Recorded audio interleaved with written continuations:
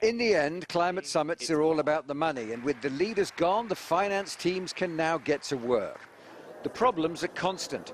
When will the wealthy countries properly subsidise the greening of the planet that they polluted?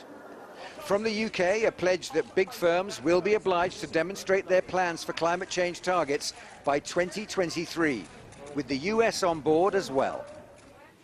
Today, I'm announcing that the UK will go further and become the first ever net zero aligned financial centre. This means we are going to move towards making it mandatory for firms to publish a clear, deliverable plan.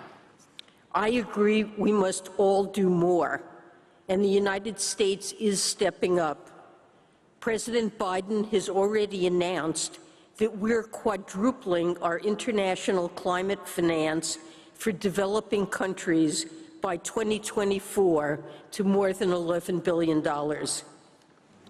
Also, the announcement that 450 companies from across the global business spectrum, firms that control a staggering $130 trillion, will now align themselves to the 1.5-degree global temperature rise. So-called blended finance. There are facilities that are being developed that can do this. We need to scale them dramatically. Quite frankly, facilities that do not scale up to 100 billion a year in additional flows aren't relevant to the scale of the problem.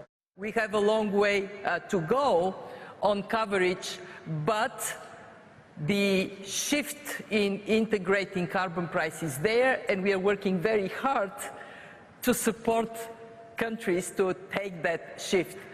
At the start of the conference, the UN chief, Antonio Guterres, warned of empty promises, a deficit of credibility, he called it, a surplus of confusion over targets.